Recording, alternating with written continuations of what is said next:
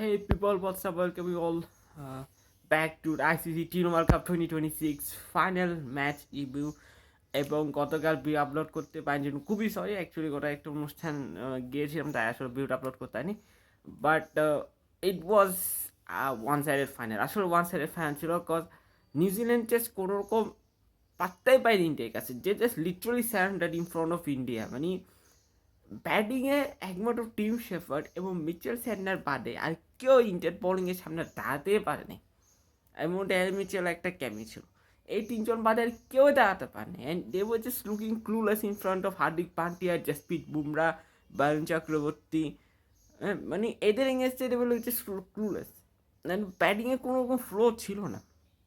আমি যদি একটু পুরো ম্যাচটাকে সামারাইজ করি, ইন্ডিয়া টসটা হারছে অ্যান্ড দে ব্যাটেড ফার্স্ট, এবং প্রথম 6 ওভারে যেভাবে অভিষেক শর্মা অ্যান্ড সঞ্জু স্যামসন ব্যাট করছে, ম্যাচটা ওখানেই অলমোস্ট শেষ হয়ে গেছিলো। ফার্স্ট 6 ওভার্সে ইন্ডিয়া করছে 92, জাস্ট ইমাজিন করেন 92 রান। অভিষেক শর্মা এই টুর্নামেন্টে টি-20 কাপে পুরো টুর্নামেন্টে একমাত্র জিম্বাবুয়ের ইনিংসটা বাদ দেন, বাকি মনে করছে লিটারালি স্ট্রাগল করছে রান করতে। এবং গতকাল ওয়েস্ট ইন্ডিজে নিউজিল্যান্ড এগেন্স্টে ফাইনালে 200 পর স্ট্রাইক রেটে সে ব্যাট করছে, 19 বলে 50 করছে, 19 বলে 50। এবং এইটার থেকে মনে পড়ছে বিরাট কোহলি 2024 ওয়ার্ল্ড কাপে ফাইনাল আগ পর্যন্ত রান করছে মাত্র 75। ফাইনালে তিনি 76 রান করছেন এবং দলকে দিয়েছেন he was man of the match. But Abhishek Sharma man of the match হন নাই, কিন্তু Sanju Samson, what a player he was. 5 ম্যাচে 199.37 স্ট্রাইক রেটে 321 রান, অলমোস্ট ক্লোজ টু 200। তার strike rate almost close two 200 ছিল। স্যানু স্যামসন চাইলে ইজিলি তার মাইলস্টোনের খেলতে পারতেন। West Indies against 97, no doubt. England against 89, New Zealand against 89। মানে কী ধরনের ব্যাটিংটা দেখছি তার থেকে। 275 রান করছে সেই 3 ম্যাচ মিলাই, and he was literally on fire. মানে দেখেন, ইউএসের সাথে ম্যাচ খেলার পর তাকে অলমোস্ট 3টা ম্যাচ ওয়েট করতে হয়েছে টু গেট অপরচুনিটি। জিম্বাবুয়ের সাথে ম্যাচে সে স্টার্ট পাইছে, রান করতে পারে। বাট পরের 3টা ম্যাচে যেভাবে সে রান করছে, হি প্রুভ দিস এটা স্ট্রং, যে দিস গাই সে এটা প্রুভ করছে যে আই ক্যান প্লে বল। এখানে আপনার শুধু স্যানু স্যামসনের কথা বলা, আপনার তিলক বর্মা বলেন, হার্দিক পান্ডিয়া বলেন, শিবম দুবে বলেন, সূর্যকুমার যাদব বলেন, they all contributed. To this win. এবং India is the first team to win back-to-back T20 World Cup and also the first team to win 3 ICC T20 World Cup titles. এই রেকর্ডটা আর কোনো টেলর নেই, আর কোনো দলের নেই। নিউজিল্যান্ড অনেস্টলি বলতে they made some couple of big blunders. প্রথমত Cole ম্যাকঞ্কিকে drop করা। দেখেন, অভিষেক শর্মা এই টুর্নামেন্টে he was struggling edge of spinner, এটা ক্লিয়ারলি ভিজিবল ছিল। And your not picking Cole McConchie in the final. আপনি এক্সট্রা পেসে একটা খেলালেন, লাভটা কী হয়েছে আপনার? অ্যান্ড তার থেকে সবচেয়ে বড় শকিংটা হচ্ছে গ্ল্যান ফিলিপস জাস্ট 1 ওভার করছে, 5 রান দিছিল সে, এবার তাকে বলই করানো হয়নি। আমি জাস্ট চিন্তা করতেছি যে মিচেল স্যান্ডের মাথায় শুধু কী চলতেছিল গতকাল। What was he thinking? Glenn Phillips 1 over কেন বল করছে? শুধু give me another over, because Abhishek Sharma pacer এগেন্স্টে বেশ কমফোর্টেবল ছিল। Any cue to give me another over, and Abhishek শর্মাকে সেটা আউটও করতে পারতো, বাট ওই জায়গায় সে মিস্টেকটা করছে। And he very huge blunder Glenn ফিলিপসকে আরেকটা ওভার না দেওয়া।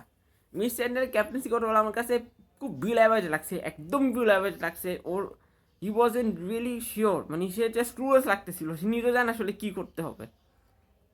ব্যাটিং বোলিং কোনো জায়গায় নিউজিল্যান্ড তাড়াতে পারেনি। ফিল্ডিং ইন্ডিয়ারও বাজে হয়েছে, নিউজিল্যান্ডও বাজে হয়েছে, দুই দলের ফিল্ডিং বাজে হয়েছে।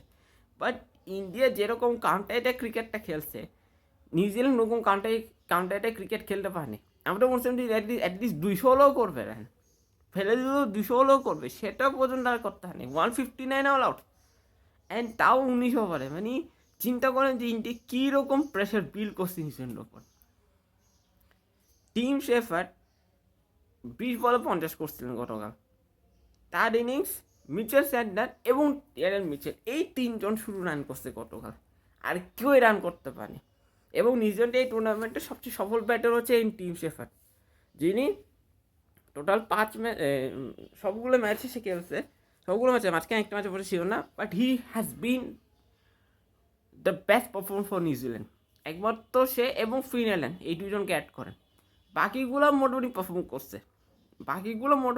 করছে, but as a collective unit New Zealand ভীষণ বড় স্ট্রাগল করছে, লিটারালি এটা স্ট্রাগল। অ্যান্ড তার কোনো প্ল্যানিং, কোনো রকম স্ট্র্যাটেজি, কোনো রকম টেকনিক ছাড়া আসলে মাঠে নামছে। ইন্ডিয়া কিন্তু প্রপার প্ল্যানিং, প্রপার স্ট্র্যাটেজি করে মাঠে নামছে যে আমরা এভাবে করে ক্রিকেট খেলবো, আমরা এভাবে করে খেলবো। অ্যান্ড আহমেদাবাদে যে ইন্ডিয়া হারছিল 2023 ওয়ার্ল্ড কাপের ফাইনাল, ওই জিনিসটা হয়তো তারা মাঠে ঘুরতেছিল যে আমরা এই মাঠে হাসছি, আমাদেরকে জিতে প্রুফ করতে হবে যে আমরা যে কোনো গ্রাউন্ডে জিততে পারি, তারা ওটা প্রুফ করছে। এবং গতগুলো উইকেটটা ওয়াজ কমপ্লিটলি ফ্ল্যাট। আপনার ইন্ডিয়া অস্ট্রেলিয়া ম্যাচে যে উইকেট হয়েছিল ফাইনালে, ওইটার থেকে এটা কমপ্লিট ডিফারেন্ট ছিল। It was a completely different wicket. And New Zealand হয়তো মনে মনে ভাবতেছিল যে ডিউ আসবে অ্যান্ড আমরা ইজিলি চেস করবো, বাট ওখানে কোনো ডিউ ছিল না, গতকাল গ্রাউন্ডে কোনো ডিউ ছিল না। New Zealand just play some poor level of cricket, এবং আলটিমেটলি এটা তাদেরকে ট্রফিটা কস্ট করছে। অ্যান্ড আমি পার্সোনালি মনে করি নিউজিল্যান্ড আসলে গতকাল যে সারেন্ডার করার পাশাপাশি দেবার জাস্ট মানে বলতেছিলাম আমরা খেলাতে খেলতেছি লাইক দ্যাট, মানে তাদের বডি ল্যাঙ্গুয়েজ দেখে মনে হচ্ছিল যে তার সাথে ফাইট করার জন্য আসছে। মানে স্যাডনারকে গতকাল নিরুপায় লাগছে আমার কাছে, হি ওয়াজ জাস্ট কনফিউজ। এবং আমি জানি না তাকে টিম ম্যানেজমেন্ট থেকে কি ইনস্ট্রাকশন দেওয়া হয়েছে বা কোচ তাকে কি ইনস্ট্রাকশন দিছে, সে মানে was out of ideas, he was out of ideas যে কীভাবে এই কানেসটা স্টপ করতে হবে, কীভাবে উইকেটস নিতে হবে, কীভাবে রান ফ্লোর জায়গায় রাখতে হবে, সেটা পারতেছিল। হ্যাঁ, মাঝখানে যখন ওই সময় একটা টিম থেকে দিয়েছিল তখন একটু ভয় ছিল ইন্ডিয়ার ক্যাম্পে, but still they somehow recovered because of Shivam Dube 8 বলে পজিশন করছে সে 6 নম্বরে নেমে। And that innings took India past 250, নইলে একটা সময় ছিল 220 230 বেশি ইন্ডিয়া করতেও পারবে না, বা সর্বোচ্চ 210-15, but they got to the total. New Zealand just planning ঠিক করে আসেনি, অ্যান্ড মেকংকিকে ড্রপ করার আইডিয়াটাও সবচেয়ে বাজে একটা সিদ্ধান্ত ছিল। এবং আমি যখন কোথাও প্লেইং ওটা দেখছি টস হওয়ার পরে, আবার লিটারালি শক যে অভিষেক শর্মা অফ স্পিনিং এসে ভীষণ দুর্বল, he was struggling throughout the tournament, and you drop Cole McConchie, best bowler, সে যে 2টা না 3টা ম্যাচের মধ্যে খেলছে, সাউথ আফ্রিকানস যে সেমিফাইনালে জাস্ট 11 বল করছিল সে, and he didn't bowl after that. এবং গতকালও সেম মিস্টেকটা হচ্ছে, ফিলিপসকে দিয়ে কভার করেছে।